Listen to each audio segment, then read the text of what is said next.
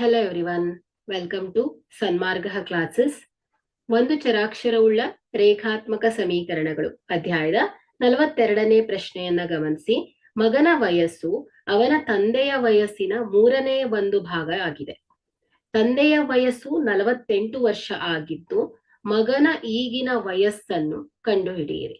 ಹಾಗೆಯೇ ಅವನ ತಂಗಿಯು ಇವನಿಗಿಂತ 2 ವರ್ಷ ಚಿಕ್ಕವಳಾಗಿದ್ದರೆ ಅವಳ ವಯಸ್ಸನ್ನು ಕೂಡ ನಾವು ಕಂಡುಹಿಡಿಬೇಕು. ಓಕೆ, ಸೊ ಇಲ್ಲಿ ತಂದೆಯ ವಯಸ್ಸು, ಸೊ ಮಗನ ವಯಸ್ಸು ಅವನ ತಂದೆಯ ವಯಸ್ಸಿನ 3ನೇ ಒಂದು ಭಾಗ ಇದೆ ಅಂತ ಹೇಳ್ತಾ ಇದ್ದಾರೆ. ಸೊ ಹಾಗಾದ್ರೆ ನಾವಿಲ್ಲಿ ತಂದೆಯ ವಯಸ್ಸನ್ನ ಎಕ್ಸ್ ಅಂತ ತಗೊಳ್ಳೋಣ. ಓಕೆ, ಸೊ ತಂದೆಯ ವಯಸ್ಸು ಎಕ್ಸ್ ಆಗಿರಲಿ. ಓಕೆ, ಹಾಗಾದ್ರೆ ಇಲ್ಲಿ ಮಗನ ಈಗಿನ ವಯಸ್ಸು ಹೇಗಿದೆ, ಸೊ ಕಂಪೇರ್ ಮಾಡ್ತಾ ಇದ್ದಾರೆ. ಸೊ ತಂದೆಯ ವಯಸ್ಸು ಎಕ್ಸ್ ಇದ್ರೆ ಮಗನ ಈಗಿನ ವಯಸ್ಸು ಹೇಗಿದೆ, ತಂದೆಯ ವಯಸ್ಸಿನ 3ನೇ ಒಂದು ಭಾಗ. ಓಕೆ, ಸೊ ಹಾಗಾದ್ರೆ ಹೇಗ್ ಬರಿಬಹುದು, ತಂದೆಯ ವಯಸ್ಸಿನ 3ನೇ ಒಂದು ಭಾಗ ಇದೆ. ಓಕೆ,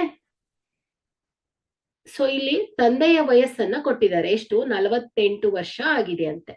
ಹಾಗಾದ್ರೆ ಇಲ್ಲಿ ನಾವು 1/3 ಇಂಟು 48, ಸೊ ಅಂಶ ಮತ್ತು ಛೇದಕ್ಕೆ ನಾವು 3ರಿಂದ ಭಾಗಿಸಿದ್ರೆ, ಸೊ 3 1 3, 3 1 3 6 18. ಹಾಗಾದ್ರೆ ಇಲ್ಲಿ ನಮ್ಗೆ ಮಗನ ವಯಸ್ಸು ಸಿಕ್ತು, ಎಷ್ಟು, 16 ವರ್ಷಗಳು. ಓಕೆ, ಇದು ಮಗನ ಈಗಿನ ವಯಸ್ಸು.